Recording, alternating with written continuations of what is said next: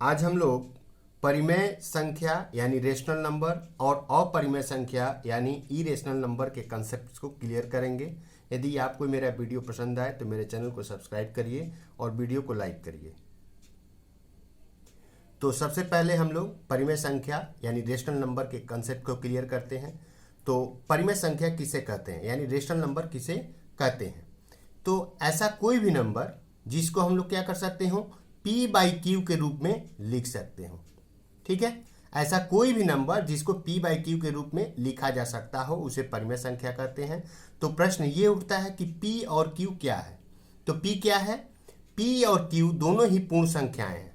दोनों ही क्या है? पूर्ण संख्या यानी पूर्णांक है। दोनों ही क्या है? पूर्णांक। P भी क्या है? पूर्णांक है यानी इंटीजर। और Q भी क्या है? ये भी पूर्णांक होगा। ये भी क्या होगा? ये भी पूर्णांक होगा यानी integer, but not equals to 0। लेकिन Q का मान क्या होना चाहिए? 0 नहीं होना चाहिए। ठीक है, तो ऐसे नंबर को हम लोग परिमेय संख्या बोलेंगे। जैसे यदि हम बात करें सबसे पहले नंबर 0 की बात करें तो 0 क्या है? एक परिमेय संख्या है? तो आंसर होगा यस, 0 एक परिमेय संख्या है। कैसे? 0 इक्वल्स टू हम लोग क्या लिख सकते हैं? 0/1। ठीक है, अब हम लोग देखते हैं कि हमारे डिफिनीशन यानी परिभाषा के अनुसार ये होल्ड कर रहा है कि नहीं होल्ड कर रहा है। P/Q के रूप में इसको लिखा गया है। ठीक है, P का वैल्यू क्या है यहाँ पर? 0। 0 एक पूर्णांक होता ही है। और Q भी क्या है? 1। ये भी एक पूर्णांक है, इसलिए 0/1 एक पूर्णांक है। कहने का मतलब है कि 0 क्या है? एक परिमेय संख्या है, रेशनल नंबर है। अब एक और नंबर की बात करते हैं। जैसे हम बात करें -5 की, तो क्या यह एक परिमेय संख्या है? तो -5 को हम लोग क्या लिख सकते हैं? -5 इक्वल्स टू हम लोग लिख सकते हैं -5/1। ठीक है, तो -5 क्या है? एक इंटीजर होता है। कौन सा इंटीजर है? नेगेटिव इंटीजर है। हम लोग जानते हैं कि इंटीजर 2 टाइप्स का होता है, पॉजिटिव इंटीजर्स यानी धनात्मक संख्या, धनात्मक पूर्णांक और ऋणात्मक पूर्णांक। तो ये -5 क्या है? एक नेगेटिव इंटीजर है। और बटा में 1 तो हम लोग लिख सकते हैं, किसी भी नंबर के नीचे हम लोग 1 लिख सकते हैं। ठीक है, तो -5/1 क्या हुआ? P/Q के रूप में है, इसलिए -5 जो है ये भी क्या है? एक परिमेय संख्या है। ठीक है, तो इस तरह के सभी नंबर को जिसको हम लोग क्या कर सकते हैं?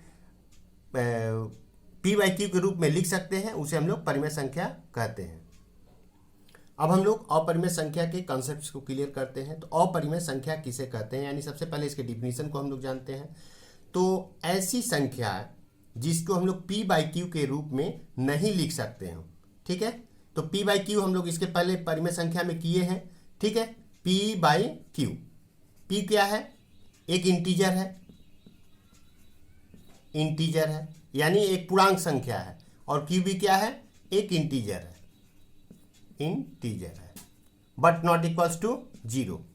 तो जस्ट परिमेय संख्या का उल्टा जो होता है अपरिमेय संख्या की परिभाषा होती है, जिसको हम लोग P/Q के रूप में नहीं लिख सकते हैं। यानी ये इंटीजर पूर्णांक है, होल नंबर है। और Q भी क्या है? एक होल नंबर है बट नॉट इक्वल्स टू 0। 0 नहीं होना चाहिए। ठीक है, नीचे 0 नहीं होना चाहिए।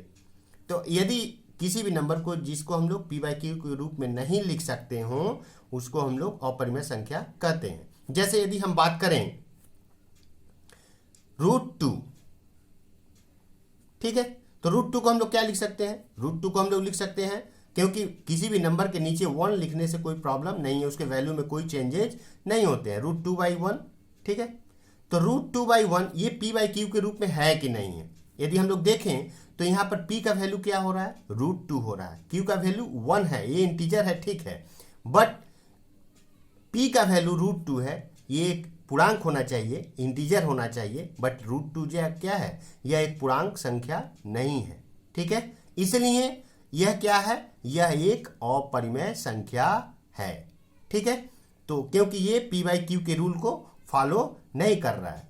इसी प्रकार और किसी नंबर को हम लोग लेते हैं। जैसे यदि हम बात करें 1/√2 की, 1/√2 की, तो क्या यह एक परिमेय संख्या होगा कि अपरिमेय होगा? ये क्या होगा, एक अपरिमेय संख्या होगा। क्यों? क्योंकि p तो ये p बाई क्यू के रूल को यदि हम लोग देखें तो p का वैल्यू क्या है, यहाँ पर 1 है, ये इंटीजर हुआ, ये होल नंबर है, पूर्णांक है। और √2 जो है ये इंटीजर नहीं है, यानी पूर्णांक नहीं है, इसलिए 1/√2 जो है यह एक अपरिमेय संख्या है।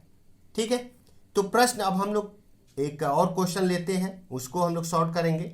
जैसे यदि हम बात करें √4 की, तो √4 कौन सा नंबर होगा? ठीक है, तो √4 को हम लोग क्या लिख सकते हैं, √4/1 लिख सकते हैं। ठीक है, और क्या लिख सकते हैं, √4 का वैल्यू क्या होता है, √4 2 होता है, तो इसको हम लोग 2 लिख सकते हैं, बाई 1 लिख सकते हैं। तो अब हम लोग देख पा रहे हैं 2 क्या है, इंटीजर है, यानी पूर्णांक है, 1 भी क्या है, इंटीजर है, यानी √4 ये क्या है, यह एक परिमेय संख्या है। क्या है? यह एक परिमेय संख्या है, यह एक परिमेय संख्या है √4।